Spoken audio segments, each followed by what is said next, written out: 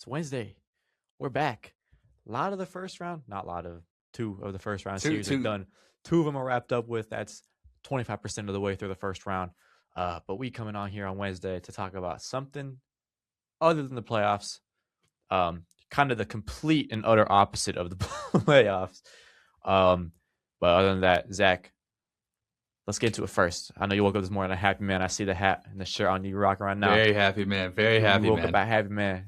Tell me through last night. Walk me through the 3 or the 4-1 game 5 win. Moving on to the second round for the first time since 2017. Go ahead, run me through it. I mean, it was just a surreal game. I mean, they really didn't give the Blazers any chance. Which after games 3 and 4, the chaotic comebacks that those were, the collapse in game 2, like it was nice to have like low stress hoops. It was definitely nice. Yeah, but And what about when the Blazers cut it to 9? yeah, that wasn't great. Let's just say that wasn't great. I was in my room stressing out. Like, I mean, You just said stress-free hoops. it was stress-free hoops for most of the night, but you know what? Like, we ended up winning by 15, 20. Like, Yeah. Fox locked I in. I could care less about the almost comeback because they didn't come back. Like, Hey, there's your De'Aaron Fox Fox, player of the year. De'Aaron Fox, he's shown up these last 2 games. I'll give him credit. Give credit where Jeans. credit's due. He showed up. We just we need that more consistently. At like the 60, De'Aaron Fox is getting paid $60 million a year. He needs to play like he's night in, night out, like he's worth $60 million a year. Absolutely. And the last few games he's played like that, and like that's why we're winning. He's been awesome. So absolutely hats off to him. Hats off to the team. Wimby had an incredible game last night. He only attempted like 7 field goals. That was nice. And he had 7 blocks. So 6 blocks. Yeah. Actually, just 6 ridiculous. blocks. Just ridiculous. The way he can impact the game without demanding the ball, unlike some people's best players, it's like truly, truly absurd. What do you say for me for? That's crazy. I was talking about Denny Avdia. No, Oh, for real. You sure yeah, about that? totally nobody else. Yeah, totally nobody else. Hey man, at least Luka can play make at like the highest level in the league, so it's good. That's true. That's true. He's not just a scorer. Let's He's leave it at he's that. not just a usage dictator. Yeah, but yeah, that was an insane game, bro. I think my favorite, like I watched this so many times back and back throughout the night and this morning to wake up, bro. The block that Webby had at Avdi at the end of the game where he spiked that shit off the top of the backboard. I don't even know how it hits the top of the backboard at that angle. Like, I think clearly you see Wemby, he does this a lot. He tries to target with his blocks, like he's trying to hit the backboard so he can get the defensive rebound. I just don't know how it hits the top of the backboard like Bro, that. that was such a nasty block. I was looking in class earlier. I was like, that might have been one of the best blocks I've ever seen in my life. Like, and then he followed up with a snatch block.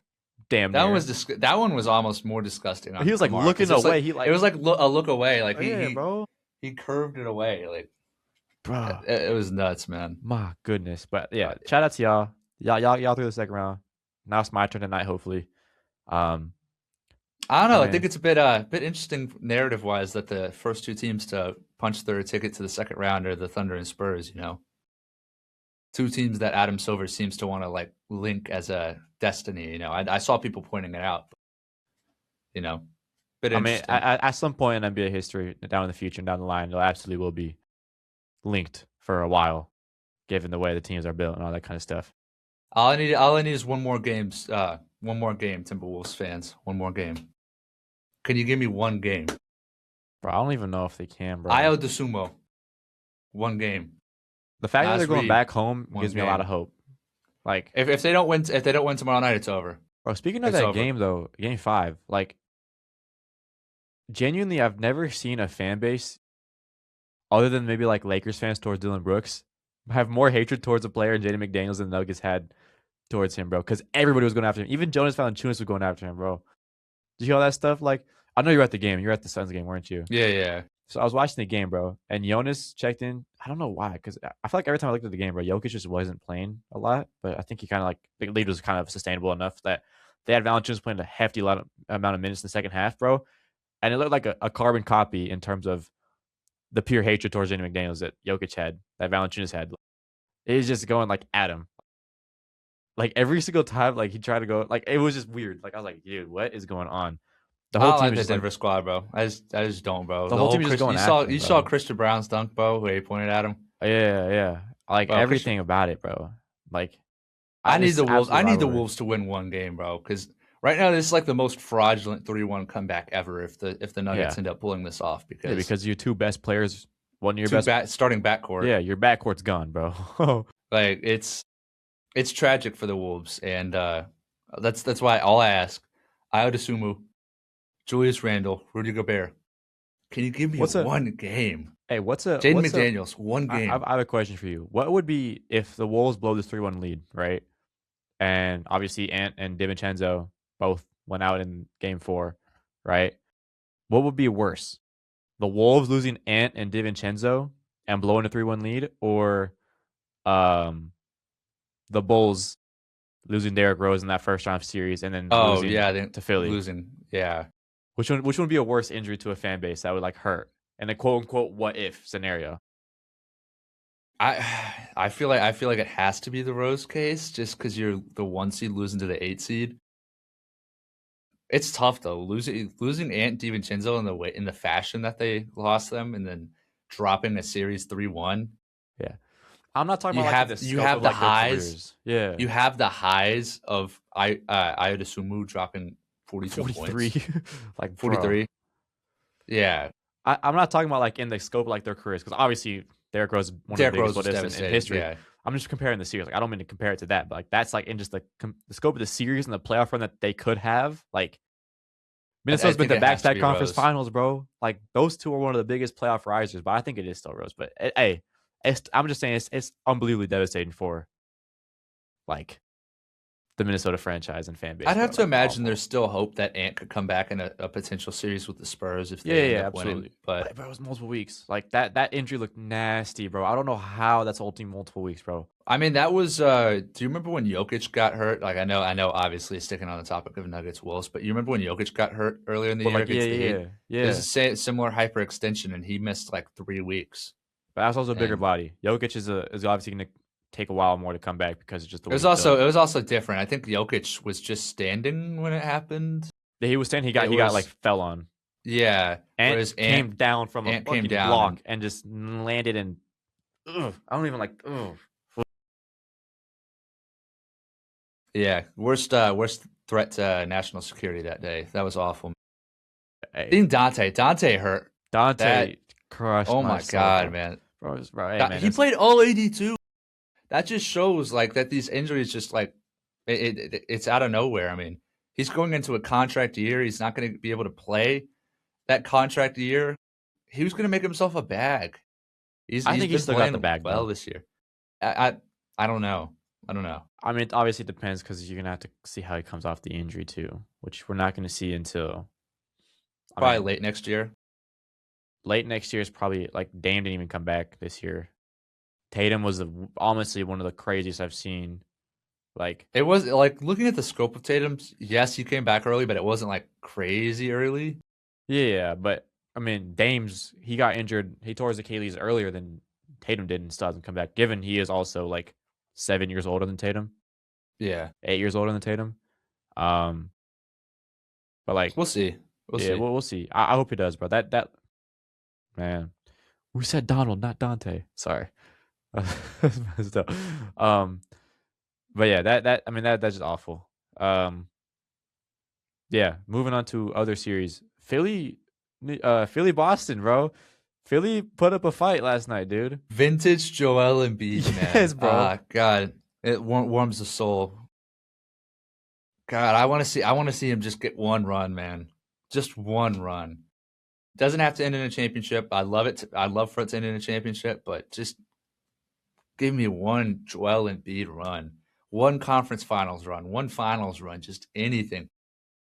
I mean, I still would pick the Celtics to win the series. I don't think the Sixers can come back from down 3-1, but dude, but the fact that we've they seen crazier won like things that happen. in Boston, bro.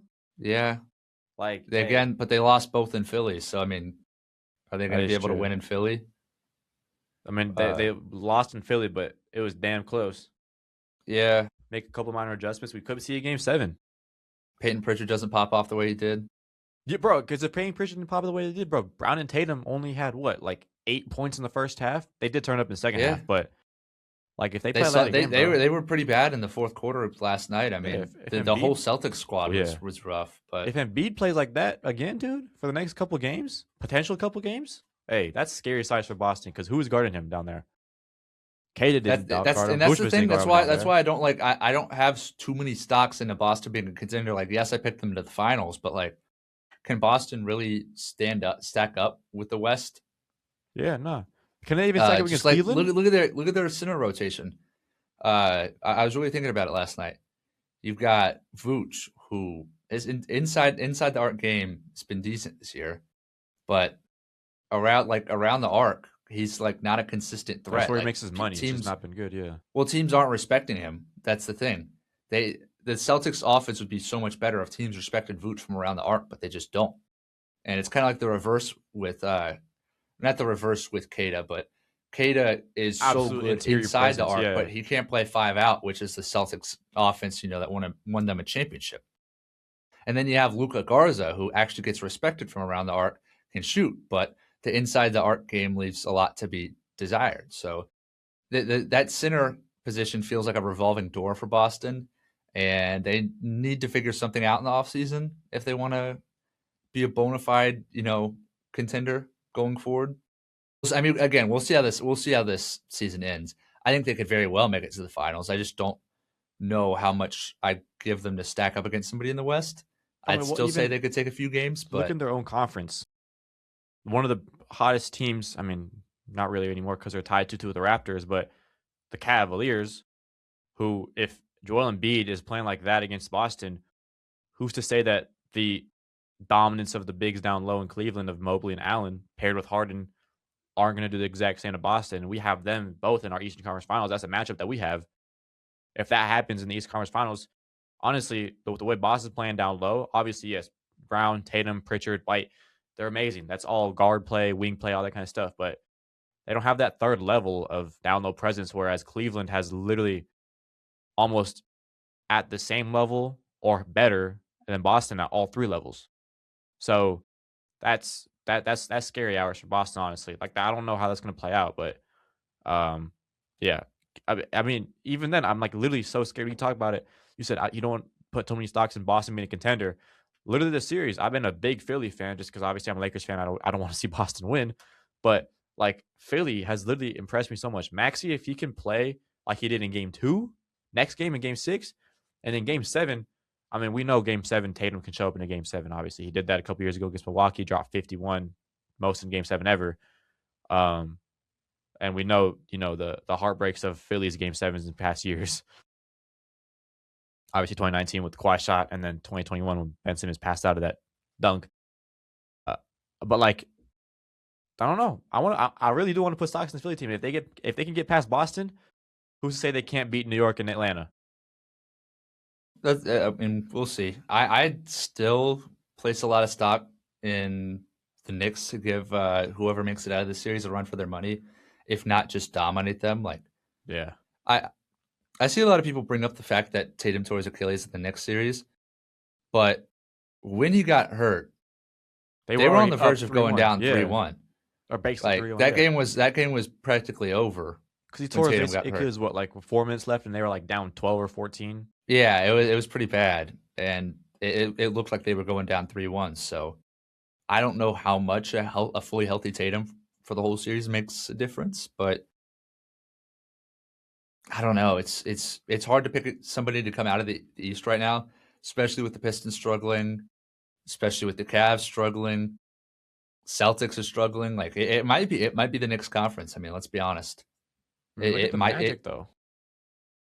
maybe we'll see. The Magic might be honestly the third or fourth best team in the conference in terms of how they're playing right now in that Eastern Yeah, Conference. that's not crazy to say. That's not crazy to say.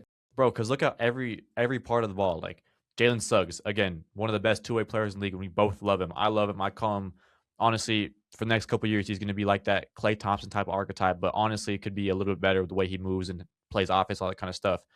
Um, and you add in obviously the addition of Franz Wagner, who hasn't played a lot this season because he was injured, but look at what he's done this series. He's been a killer against Detroit. And then obviously Paolo's there. And yes, Paolo gets a lot of hate and all that kind of stuff, but he still has the talent to put up 20 a night in any game you want.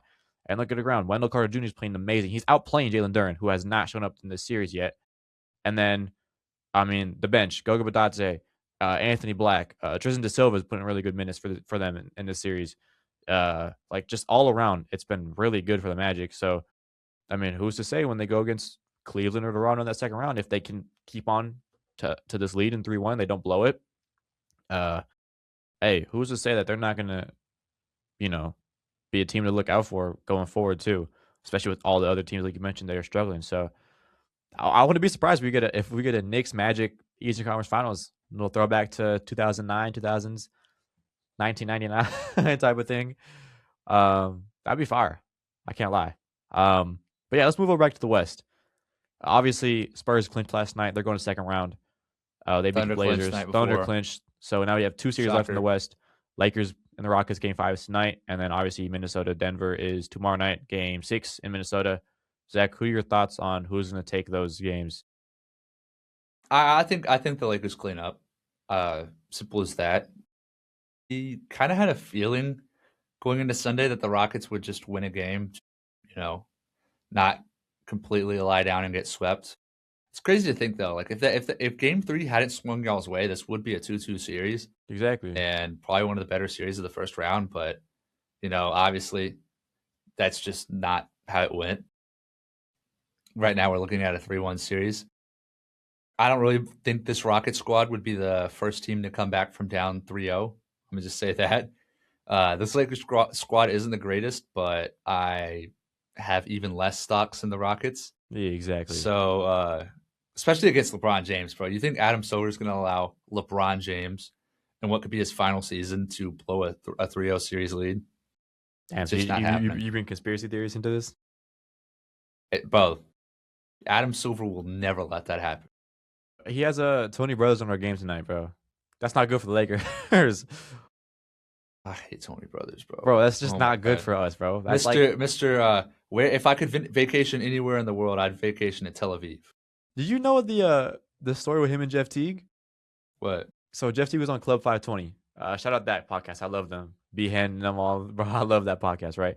I was watching it, and he was talking about, it was a couple months ago or a couple years. I don't know when it was, but Teague was talking about Tony Brothers and how he does not like Tony Brothers because he tries to be like one of those like cool refs and all that kind of stuff.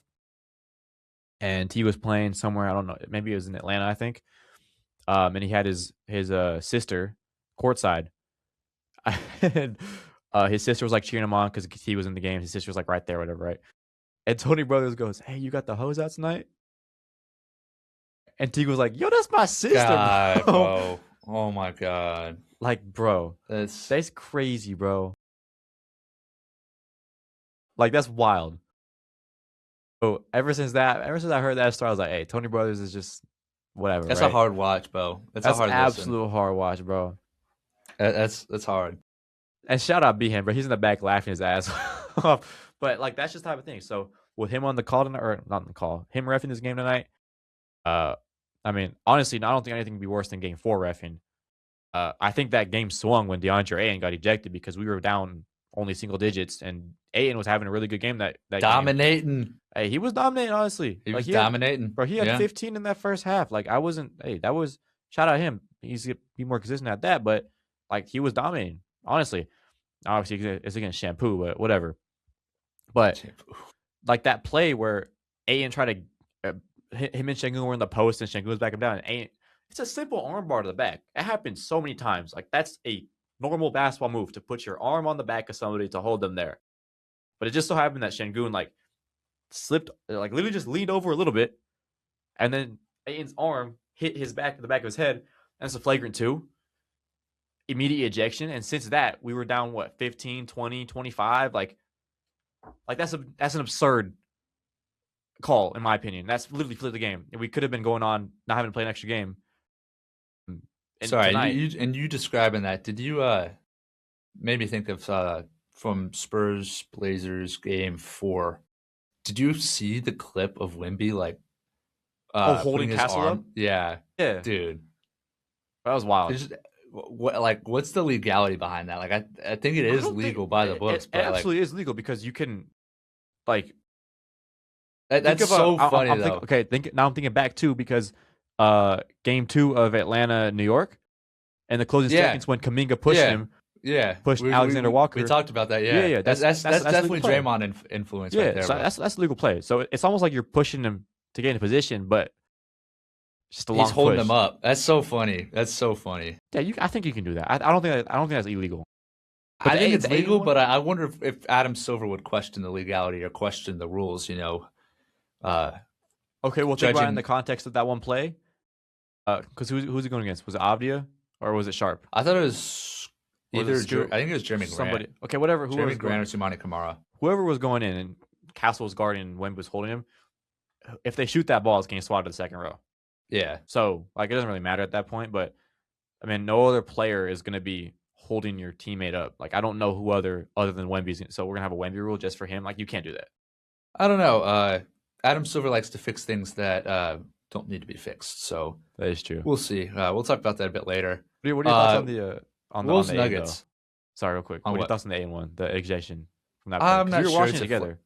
I'm not sure it was a flagrant two, but definitely an unfortunate play. Yeah. I'll just say that. Yeah, I think I'll win tonight. I think I'll win in 5.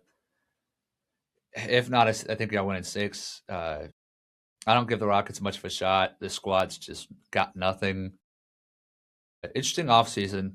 I can't wait to see what they do. I feel like to me they're one of the more intriguing teams this offseason because what direction do they pick? Is Kevin Durant moving again?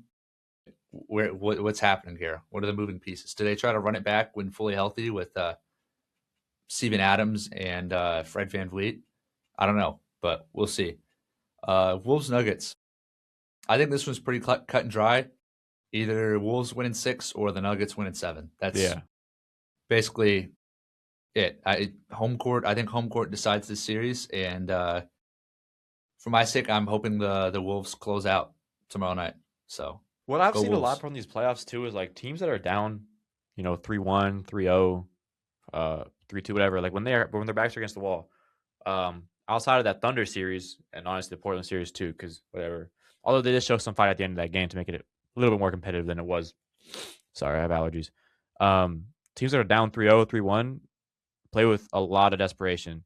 Nuggets did it on Monday night. Like we saw that they honestly blew Minnesota out the water. Minnesota really didn't have a chance. Rockets did it on Sunday night, down 3-0, won by like 20. Philly last night came out fired. They won by 20, but they were down 3-1, so now it's 3-2 going back to Philly. And then we'll see how Atlanta and New York play out. Was that tomorrow night? Well, or Friday night? New York was in desperation mode game 4. They were down 2-1. That is true, yeah, and they won by 20. And now they rattled off 2 straight wins. Yeah, so it's desperation. That's literally what the playoffs is about. Desperation mode when you're down. How do you perform? Obviously, you would want to be down 3-2 compared to 3-1 or 3-0 like the Nuggets were or the Rockets were, being, Atlanta's shoes or now Philly's shoes. So I'm intrigued to see how these go out. I'm hyped for tonight. I think the Wolves got to come out and not play around. They got to have this mentality of this is their win or go home game. Yeah, win or go home. That we're playing without our starting backcourt. This is win or go home. This is the season. And obviously a mentality can't make up fully for a talent gap, when you're missing your starting backcourt, but it sure can go a long way, and especially in the playoffs. So yeah. Let's hope the Wolves put it away. Yeah, if the Wolves pull away for your sake, bro, y'all winning probably in like 5, bro. Because I just don't. It's not even just that. I just don't like the Nuggets, bro. Like I can't lie. True. I just don't like them. Outside of like, I wanted to get your opinion. Like, how much we've seen what Gobert did to Jokic this series. I posted on Instagram. You saw the graphic. He shot less than 50% from the field. He has like 8 turnovers. Gobert's got the better of him on the interior, rebounds, boards, blocks, all this kind of stuff. How many stocks do you put in Gobert facing in a potential matchup against Wemby, seeing what he did to Jokic? And they're honestly Gobert and Wemby are kind of more of a similar skill set in terms of how they stack up against each other in terms of Jokic versus Gobert. Well, I was going to say, I think it's 2 completely different games in a sense. Wemby's, I'd argue, might have a bit of a better face-up game than Jokic to this point, but Wemby also doesn't need the ball to dominate. So Wemby can just stick around. Like, honestly, you could really corner sit, Dunker pull spot Gobert too. out of the paint and Yeah. let the guards go to work. Which obviously Jaden McDaniels will be there, but you have 3 elite guards and there's only one Jaden McDaniels. Yeah. You gotta pick your poison really. And I think the Spurs are set up to handle the Wolves without Ant hmm pretty well. I don't know. The Wolves over the last few seasons have been a pain, a thorn in the Spurs side, but kind of got over that hump in the last time we played them this season. Ant had his career high, and Wimby had like 40, so we still won, but it was a close game. So I don't necessarily love the matchup, but there's not a matchup you're gonna love in the playoffs. Really, like it's hard. Exactly. Yeah. You're hard pressed to find one. Yeah. Anyways, let's talk about something other than the playoffs. Something that happened yesterday that dropped that we have Well, hold on, hold on, very. hold on, hold on. Go ahead. Before we get into that, I did want to talk about just your thoughts on the Magic Pistons series. Magic Pistons. Desperation. I want to see how they come out. The Pistons. I have a question. I have a question. I've seen it asked around a lot, Huh? but obviously they're up 3-1 right now. Should the Magic pull this off? Is it more of an indictment on Oh, the this is the Magic Kenny being Beecham good? question. Yeah. Or is it the Pistons' failure? Pistons Like, how will failure. it be remembered? Pistons failure. Not even a question in my mind because I talked about this on the pod before, where the Magic are playing like the team that we expect them to play like. This is the expectation for them going into the season. We thought they were going to be a home court advantage team, top 4, top 3 seed, and they didn't. They had injuries bugging them all year, so now they're in that 8 seed. Which if it was bad for the They don't Pistons, feel like an 8 seed. Yeah, exactly. So the way they're playing right now is how I expected them to play. So for me, it's not a complete shock. I guess going into the playoffs, the way they were playing and how they played the season out, it was I didn't give them much hope in the series. But on the Pistons side, this is one of the best teams in the league for the majority of the regular season. Going into the playoffs, they were a 1 seed. They had the second best record or third best record in the league. Like one of the best up and coming guys and duos in Cunningham and Duran, and only one of them showed up in the series. So this is more of a failure for the Pistons rather than a win for the Magic because the Magic is expected for them to play like this. Maybe not win the series, but they were expected to play like this and at least make it a series in terms of 6 games, 7 games, whatever it is. But for the Magic or for the Pistons, if they go out, that's such a failure for them because like I agree. that's how I think about it. And I think that it depends on what the Magic's rest of the playoffs looks like on how they will be remembered or how the series will be remembered. Like obviously, you think of the 2023 Heat, you don't necessarily only think of their 8-1 upset over Milwaukee. Yeah. Like obviously that is a huge part of it, but that's not all that comes up. You just think of the tomfoolery Heat that ended up going to the finals. Incredible. I think back to 2023 a lot. That was I do. I think back to it a lot, man. I still miss the tomfoolery Heat, man. Bro, we could have had Heat Lakers in that finals, bro. Hey, that'd been crazy. Will Bam Kobe. Will Bam Kobe. Will MP Bam Will Kobe. Bam. But what was I going to say? 2011, obviously, my Spurs got upset, but Manu was hurt. More so, you think of the grit and grind Grizzlies than the Spurs losing. Mm-hmm. That's like just a fact.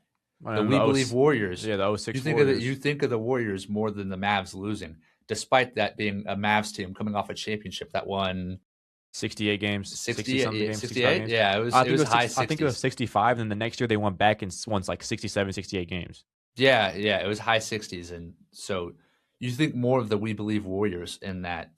Like obviously, and that was MVP Dirk. They have their own name. Yeah, like they have their own nickname, the We Believe Warriors. Like we think of those teams rather than the team that lost. But in my opinion, I think as of right now, we will think more of the failures of this Pistons squad. The failure to surround Cade Cunningham with talent. The failure to find a secondary ball handler. I mean, failures of Jalen Duren. Let's just say that. Because in my opinion, Isaiah Stewart's been far better than him this series. I think most people would agree to that. Mm-hmm. And I think you can't go into a playoff series with Tobias Harris as your second most reliable scoring option, because that's just we've seen that in Philly. That's not a way to succeed. And I have a lot of questions about the Pistons' future. I have a lot of questions about their team building. I saw rumors today that they want to target a quote unquote star And the two guys they're looking at are Trey Murphy and Lauri Markkanen, which is very strange to me, to say the least, because right now they have a ball handling issue. They turn Yeah, the ball over that a doesn't help lot. their needs. Yeah. Cade is so dominant on ball, and you're talking about two guys who are quote unquote stars, but dominate off the ball. So Yeah, that what? makes me question too. Like in the terms of the MVP race, obviously you have your finalists, Wemby, Shea, Jokic. I have no question that any of them should not be finalists, except maybe Jokic in the sense that look at Cade. Like if he didn't play on that Pistons squad, where are they this season? So is he considered a most valuable player in the league based off the fact that like the way we see them now with just him as the main guy? If they didn't have him, where would they be? Like I don't even think they'd be a playoff team without him, type of thing. So I think that that's makes me fair, question. but it's never really, I don't know, It's never really because literal. Cade, it's Yeah, never really most valuable yeah, player. yeah. Yeah. But I'm then just saying like again, that. it's usually the best player on the best teams, which Shea is the best player on the best team this year. Yeah, But Cade was also the best player on the best team in the East. So they like he fits the criteria of MVP winners in the past. I'd still argue that Jokic is more valuable and that he's more impactful in the game, but I see what you're saying. And a part of me wonders if some of the struggles that Cade's experienced throughout this series are him being banged up. I mean, he recovered from a punctured lung, or was it a collapsed? collapsed lung. Yeah, That's that's absurd no to come joke. back from. Yeah, That's no joke. So I'll give him some grace with this playoff series. It hasn't been the greatest from him, far from the worst, but and he hasn't really had a great supporting cast. But I definitely will give him grace in the fact that he's an yeah, absolute warrior coming fighting through what he's fighting through. yeah. I mean, also just one more stats. The last time the Pistons and Magic faced off in the playoffs was 04, and the Pistons were the 1 seed, Magic were the 8 seed. Magic had a 3-1 lead on the Pistons, and they blew it, and the Pistons went on to was it the year that they won the title? Or was it the year after? One of I those think it years in was no, between. it was the year. If it was Was it? 04, Was it then oh it was the 04? year. Yeah, I mean, Then it I was the don't know if year. it's 04, but it was one of those years around that, Billups, Wallace, Rip Hamilton years. But like, hey, we're in that same scenario right now. So We'll I don't know. see. We'll It's see how it's that backs happens. against the wall. Jalen Duren had a quote. It was something about like it being like put in the sense of it's put up or shut up time, and I think that's can't be more true. We like just we need to we're going to see what this Pistons team's really made of right here, Yeah, and I think I think another part of it too is like it's a team of inexperience. Even though they went to the playoffs last year, went 6 with New York, all that kind of stuff, but they did have a 2-1 lead in that series as well. So, and they did blow it. So I do think it's a little bit of a lack of experience, just because like we look at the playoff teams that have are already advanced. I'm gonna use the Thunder as an example. Like they're the 1 seed, comparable to the Pistons in terms of where they are in their conferences, and they had the put up or shut up time or mentality since the jump of game 1, which is what you have to do if you're a playoff team, no matter where you are in the standings. Every game's a 1 game series. It's a survive and advance thing in a game. So there's no like, oh, we're gonna wait to show our mojo now. Like, nah, you're down 3-1 now, so it's not put up or show time. It's like go time. And winner if you winner do go it, home. if you do advance, you got to have that same mentality going into game 1 of whatever series you go in to. Yeah, sorry, this is going to come across as Thunder Glaze, but I think the Pistons are really showing how hard it is to win a playoff series, even as the 1 seed. Like every team in the playoffs is a good team. They are a Mm-hmm. great team for the most part. And I think that goes to show like how impressive OKC's dominance has been. I'm sure you've seen the stat like that Mark Digno is 12-0 in the first round with the Thunder, and that's ridiculous. Like I don't care what level of competition you're playing. Played the banged up Grizzlies last year. I believe it was the Pelicans the year before that who Yeah, had Brandon Ingram as their first option throughout a lot of the playoff series. Zion didn't even play. And obviously this year they played you know, a Suns team whose number one option was Devin Booker. So it, no matter the competition, it's impressive. And the way I look at this Pistons Magic series is either way, we're getting a awesome outcome. We're getting an awesome story. I mean, if the Pistons come back from this, awesome. The Pistons lose here, that's awesome. We had an 8-1 upset, so it's good eats. Hey, Let's it just say that. added to a other topics of relation into you know, upsets happening in the NBA playoffs. Hey, for all you fans who hate on the NBA playoffs of being too cut and dry, here you go. I believe we're gonna have almost every single type of seed in the next round. Like it, I don't think you can say this first round's been boring at like any measure at any point. Like Exactly. even the chalk series, like the Spurs and Blazers, was interesting at some point. I mean, Wemby went down with the injury game 2. Blazers stormed back and won. Blazers were up 15 in both games, 3 and 4. Like that series could be flipped. New York lost twice on buzzer beaters. Yeah, and you're telling me that the 2025 AFC or 2026 AFC Championship game that ended 10-7 is better than you know, even just the Thunder beating the Suns? That's what you're telling me? Okay. I mean, remember football's football's the ratings. Yeah, because the ratings. The ratings. I couldn't even tell you what the hell's happening in the Stanley Cup playoffs right now either. So yeah, I couldn't name you a player. yeah. Anyways, on to some less fortunate things about this league. Yeah. Let's go. The Anti-tanking lottery. rules came out last night. It's not set in stone. It's not saying They still have to vote. has to go to I believe managers, it's May but 28th that they're voting, but yes. Yeah. I hate 28th. it. I hate it. Let me Hold just on, start. let I me hate it. I hate it. I hate it. I hate it. let me give the people that don't know what it is, okay? All right. So all right. it's an anti-tanking draft reform termed the 3-2-1 lottery that 1 includes expanded lottery to 16 teams, 2 flattens odds, and 3 adds a relegation zone where the bottom 3 teams are penalized with fewer lottery balls. So essentially, in this next upcoming draft, the bottom 3 teams are the Brooklyn Nets, the Washington Wizards, and the Indiana Pacers, I believe. Those are the bottom 3, I think. Whoever they are, right? The bottom 3 teams that were just flat out ass and not even tanking will now have worse odds than the team sat in the 4 through 10 position. If this rule was to come into effect this upcoming lottery and this year. Now, Zach, I'll get your opinion now. Thoughts? I just said my opinion. This is awful. I don't think there's anything good about this. There's no positives. There's no upside. What are we doing? It's a disgrace to the game. It's disgusting. It's anti-small market. It's anti, bad teams in general. It's pro-mediocrity. It's pro-gambling. It's everything that's bad in this world. This is basically it. It. You're punishing teams that are actually bad at basketball for being bad at basketball. Like, what do you want them to do? Winning isn't easy in basketball. Winning isn't for everybody. Winning is hard as hell, and when you can't have when you don't have a star player, when you don't have pieces to surround that star player, it's even harder. That's how you end up with situations like Bucks.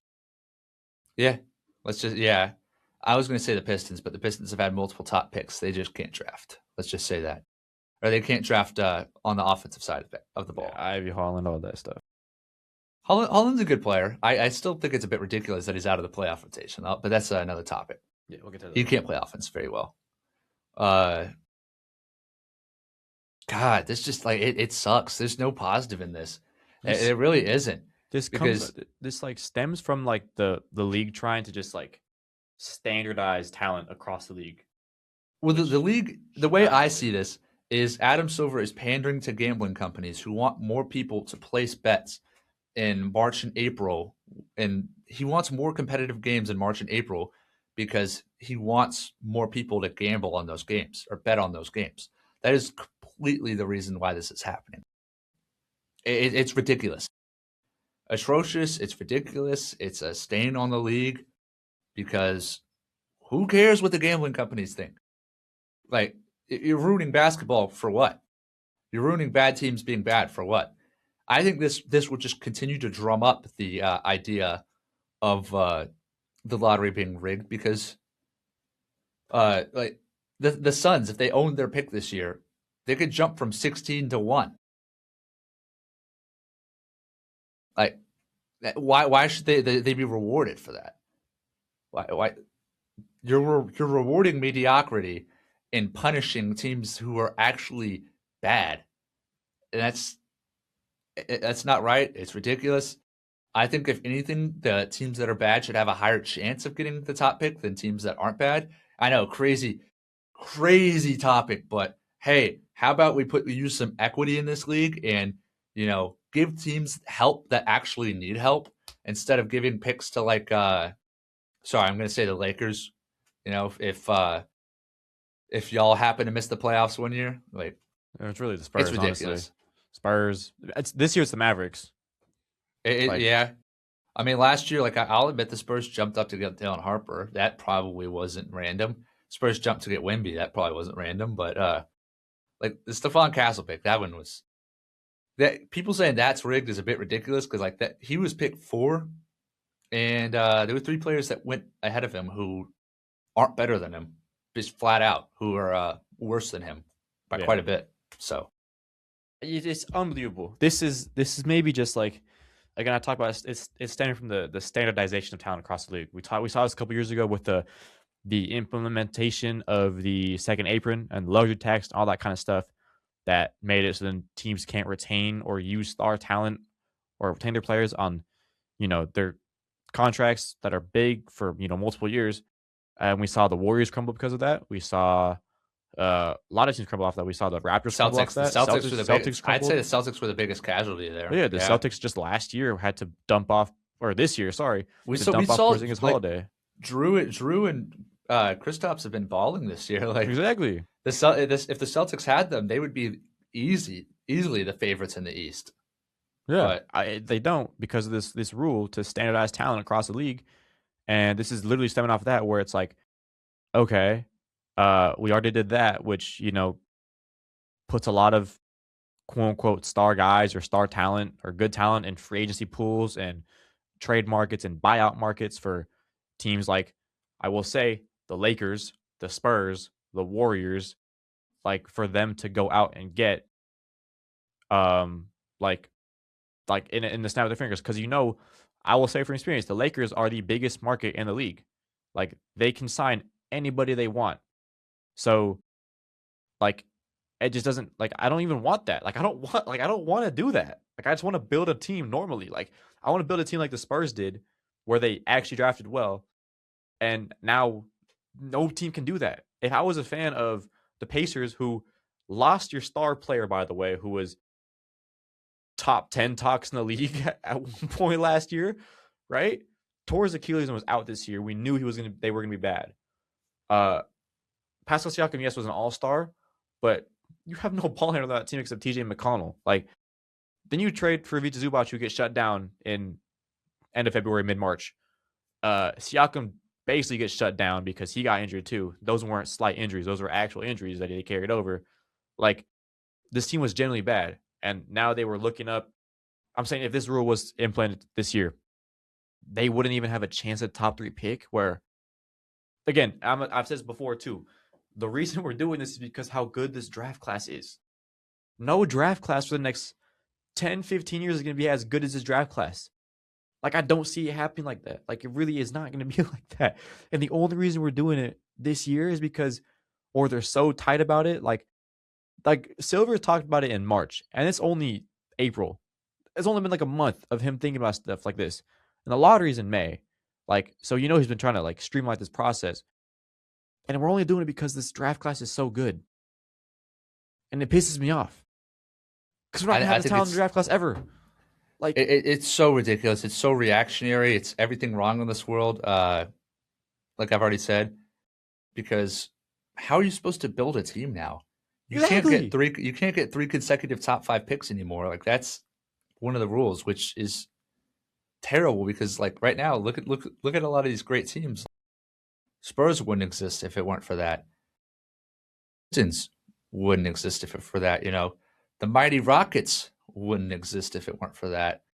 But it's disgusting. It's anti-small market. It's pro-capitalism. It's pro I mean, gambling. what do you even say to the teams like Washington and Utah who are bottom three for the last 3 years, but got bumped out of the top four? Realistically, sorry, Adam Silver's the Ronald Reagan of the NBA. Everything he touches, just it gets worse. He's like the king of fixing things that don't need to be fixed. King capitalism. Like obviously it's a league. It's gonna be that way, but still, I don't even mean to get like all preachy, but like he really is like a 1-for-1 comp for Ronald Reagan. Like That's he's crazy, bro. Am I wrong though? You're Everything not, he actually. touches, it goes wrong. Bro, I used to like actually what like good has he done? I used to like not exactly, I wouldn't say like Adam Silver, but I used to think, hey, he's all right as a commissioner. And ever since the past couple years, I've just been on the downhill train, bro. Like Bro, he makes Goodell look like a saint. Yeah, how does the league go from Stern to Silver? I still don't think Stern was the greatest, but Adam Silver, Far better than Silver though. yeah. Like, I mean, I respect the hell out of Stern, even though he cooked my franchise for 10 years. Better than, like, compared to Silver, bro. We didn't have things like this with Stern. It's ridiculous. Like, no other league has this type of stuff. He's fixing things that don't need to be fixed. Like, like NBA fans ask for like small things here and there.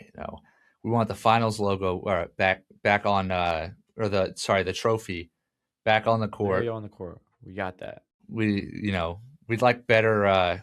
We'd like player intros to be shown on TV. Peacock's got us with that. We want the themes back. We want Christmas jerseys back. We got that in his ass. Don't get me started, but Adam Silver is the king of fixing things that don't need to be fixed. He's NBA Ronald Reagan. That's all I'm gonna say. It's bad. Let's end this episode off on another not super low as compared to that, but very low. We're going back to college basketball. Go ahead, talk me through it.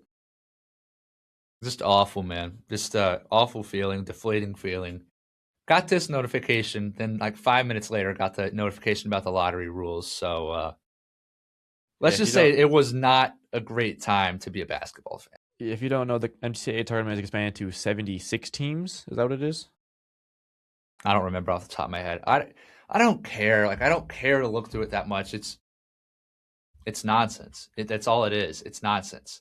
It absolutely is. Who is asking for this outside of Bruce and Stephen Pearl? Like really, who is asking for the expansion outside of Auburn lackeys? Like really, it devalues the regular season, which is again one of the best parts of college basketball.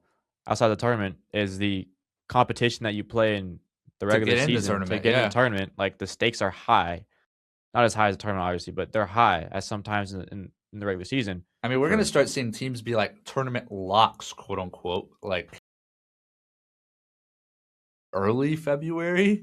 Yeah. Sorry, I'm not the greatest about like bracketology and determining when teams are locked, but I'm assuming we're just going to see it earlier and earlier with it expanding to this many teams. Yeah, because at some point, like, what would like if you could be in? I'm trying to think of a team that like fell from the ranks at the top. Nobody really did. North Carolina, top of the ACC, towards top of the ACC, and then kind of fell after Caleb Wilson was out. Right? They ended up as an 8 seed. Like they honestly had a chance of missing the tournament, especially for the fact that they went out in the ACC tournament early, but they were considered a lock. Like a team like that would be considered a lock. But yeah, in February, which is egregious. Like that's absurd. It's unbelievable. Maybe even January at this point too. Like if you have if you go undefeated in non-con and you already have 16, 18 wins, like you're damn near a lock. Yeah. You can go 3-18 in your conference and still be in. Yes, you would have been ridiculous. On the bubble. Okay, chill. ASU would have been on the bubble, but still, that's point is ASU shouldn't have been on the bubble last year. ASU didn't deserve to be anywhere near the bubble. Exactly. So yeah. This is one of the worst things ever. Paired with the lottery, awful day to be a basketball fan. Yeah, We move. it's hard to say. Playoffs have been great. I'm gonna enjoy basketball while I can. Shout Kenny Feacham. I didn't even mean to say enjoy basketball, but still, I mean, I'm just gonna enjoy hoops while I can. Yeah, But absolutely. I don't like the state of things. I don't like the way things are going. But what can you do? Yeah, can't stop hate love basketball. That's all it is. Yeah. Anyways, this is the wrap. Basically on season 2. We ain't gonna have another episode in these edit bays. Uh, what a year has been so far in terms of the school year. Started in October, early September. Now we're here. End of April. I'm leaving tomorrow. Zach's taking me to the airport. We're gonna cry. Listen to some On One tonight. Yeah, What a year's been though. Zach, I appreciate you as always for being my partner in this. Can't think of a better partner, always, honestly. man. Always, man. And we'll be back next season. Well, it's not like we're stopping the podcast. We'll start talking Wait, over the summer. we're recording over the summer. It's just Yeah, it's, probably it's not gonna be the same. yeah. It's gonna be a little less, honestly, because time difference, all this kind of stuff. We're gonna be I busy mean, with each also other. games start slowing up. I mean, obviously we'll get to talking about the W too Yeah. as W kicks off, but yeah, it's the off season Yeah, basically. if you want more Follow Nosebleed content, obviously go follow us on socials. Instagram is our most active. TikTok, we're getting that started up. Go catch us on YouTube. If you're watching us on YouTube, go catch our shorts. Go subscribe. All this kind of stuff to keep tapped in with the nosebleeds. Twitter, Zach was supposed to be in charge of that, but he has lacked like crazy on that. I can't Um, lie, bro. but yeah, we gonna keep over the summer. But yeah, if you want more nosebleeds content, more graphics, more clips, all that kind of stuff, short form content, go over there. Look at our socials and all that kind of stuff. But again, Zach, I appreciate you for being my partner this year. We'll be back next year. Junior year, that's crazy. Junior year. That's crazy, bro.